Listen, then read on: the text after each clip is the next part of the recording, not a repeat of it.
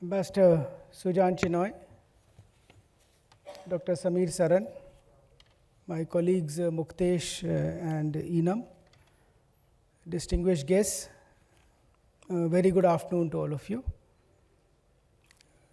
Let me thank ORF for inviting me to speak at this G20 Global Think Tank Town Hall today.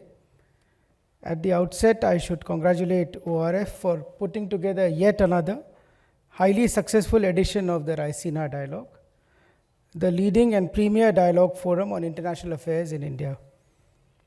Coming immediately after the G20 Foreign Ministers meeting on 1st and 2nd of March, and with the participation of several of the visiting G20 foreign ministers, this edition of the Raisina Dialogue has rightly assumed an even higher profile and I'm sure would be truly memorable. I will focus my remarks on the state of play in the Indian G20 Presidency and in the process try to answer some questions and put some doubts to rest.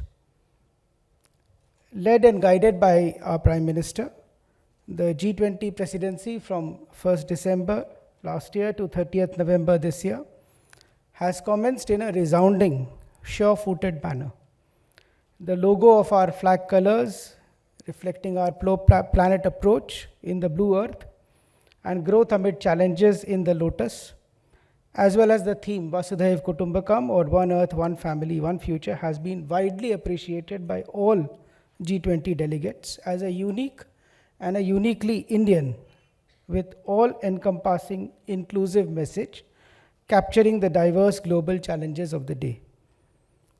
During our presidency, we are convening 13 Sherpa track meetings, 13 Sherpa track working groups, 8 finance track work streams, 2 initiatives on research and innovation and empower, and 11 engagement groups, 4 Sherpa meetings, more than 20 ministerial meetings, and a Parliament Speakers Summit will also be held. All our official G20 meetings will culminate in the G20 New Delhi Leaders Summit in September. Our G20 meetings are being held across India in 56 cities covering all 28 states and 8 union territories of India. So far, in the first 3 months of our presidency, 11 of the 13 Sherpa track working groups have met, all finance track groups have met, both initiatives have had inception meetings, and 8 of the 11 engagement groups have held their inception meetings. The first G20 Sherpa meeting, the first finance ministers meeting, and the foreign ministers meeting have also been held successfully. 18 cities in 14 states and union territories have hosted G20 meetings.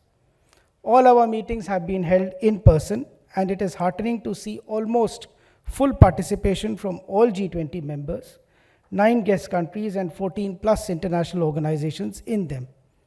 In particular, the FMCBG and the FMM saw record in-person participation from all countries with high-level dignitaries, with 28 foreign ministers and 2 ministers of state attending the FMM in particular.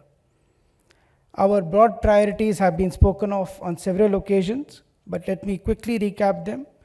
Green development and climate finance, accelerated and inclusive growth, accelerated progress on SDGs, technological transformation and public digital infrastructure, multilateral institutions for the 21st century, and women-led development. In the finance track, some of the key priorities have been strengthening of multilateral development banks, managing global debt, and promoting financial inclusion. These priorities have been placed by us in the first round of our G20 meetings and have found broad acceptance. Going forward, we will be further fleshing out their common ground and work on specific outcomes. In doing so, let me emphasize that G20 is a normative forum, and setting the right agenda from a developing country perspective is as important as the outcome itself.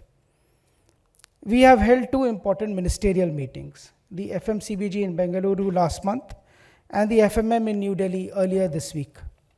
Both of them concluded with substantive outcomes on a highly diverse range of subjects. Agreed outcome documents were issued at both. At the FMCBG, 15 of the 17 paragraphs of the outcome document were fully agreed, and at the FMM, 22 of the 24 paragraphs of the outcome document were fully agreed. Barring the complex geopolitical issue of Ukraine, agreement was found on a number of important global challenges. The G20 Foreign Ministerial document was the first ever in G20. Its key outcomes included endorsement of a shared approach to development cooperation, wherein important principles of international development cooperation such as host country ownership, equal partnerships, tailoring such cooperation towards local needs, transparency, and mutual accountability were emphasized. The need for multilateral development banks to mobilize additional financing and financing for SDGs was underscored. There was an unequivocal condemnation of terrorism in all forms and manifestations, and resolve was expressed to counter new and emerging threats and promote counter-narcotics cooperation, including against synthetic drugs. G20 called for strengthening of efforts to deny terrorist groups safe havens, freedom of operations, movement and recruitment, as well as financial, material, or political support. The need for reliable food and fertilizer supply chains, as well as resilient and sustainable energy supply, was stressed. In principle, agreement was reached in G20 on global skill mapping, given the changing nature of work, something that would help forge migration and mobility partnerships going forward, an important priority for developing countries. Emphasis was placed on a cooperative framework for disaster risk reduction. Women empowerment in leadership at the core of efforts for inclusive recovery was recognized. The need for pragmatic and focused discussions on WTO reform, including its dispute settlement mechanism on the path to MC13, was underscored. In the area of health, improving digital health and affordable medical countermeasures, areas of particular interest to us, were stressed. G20 expressed their strong sentiment on the need to strengthen multilateralism in the context of dramatic changes in the global order since the end of the Second World War. UNGA Resolution 75/1, which called for the reform of the Security Council, revitalizing the GA and strengthening the ECOSOC, was affirmed by the G20. In a further deepening of cooperation between G20 and African partners, that is, the African Union, was highlighted, with South Africa, Nigeria, Egypt, AU Chair, Comoros, Mauritius, and NEPAD. The Indian presidency has the highest ever African participation in any G20. In addition, the FMCBG outcomes found agreement on the complex issue of the common framework for debt treatment and agreed to set up an expert group on MDB reforms. These are all very significant achievements of the G20 already in our ongoing presidency. All of this was achieved despite the challenge of the geopolitical situation, the conflict in Ukraine. The G20 ministers have been able to come to consensus on addressing the important challenges being faced by the global community. The two outcome documents, therefore, are key milestones for our ongoing G20 presidency. As regards the Ukraine conflict itself and its reference, let me affirm that we are closely engaged with all sides and are quite hopeful of finding common ground. In this context, let me also recall that the G20 Leaders Declaration in 2019, which was a declaration, had in its para 36 recorded a divergent view of a country on the issue of climate change following its decision to withdraw from the Paris Agreement. Similarly, in the G20 Bali Leaders Declaration in 2022, in its para 33, there was a divergent view recorded in the communique on the subject of debt treatment.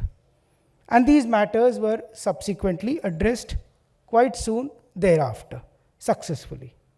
So, with India's continuing engagement and a clearly evident desire of the G20 to make progress on global challenges, the geopolitical situation is not something that we think that the G20 would not be able to tackle.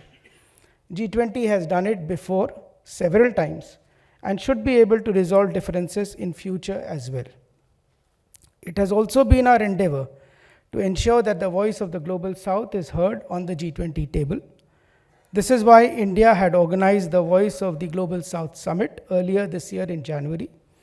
Our agenda very clearly takes forward the priorities of the Global South. We were also happy to have many of our friends and partners from the Global South on the table during our discussions. Let me conclude by saying that we are delighted that despite challenges, the whole of G20 has been able to convene at high level, discuss a number of global issues, and arrive at consensus on almost everything except on Ukraine, which also we believe is a matter of time until G20 comes together to forge consensus language for future documents. All the progress so far will hold us in good stead as we move forward with other meetings in our presidency and in preparation of the G20 summit to be held in September 2023. We look forward to continued and active participation of all G20 members and invitees with a shared commitment to face global challenges squarely and together. Thank you and Jai Hind.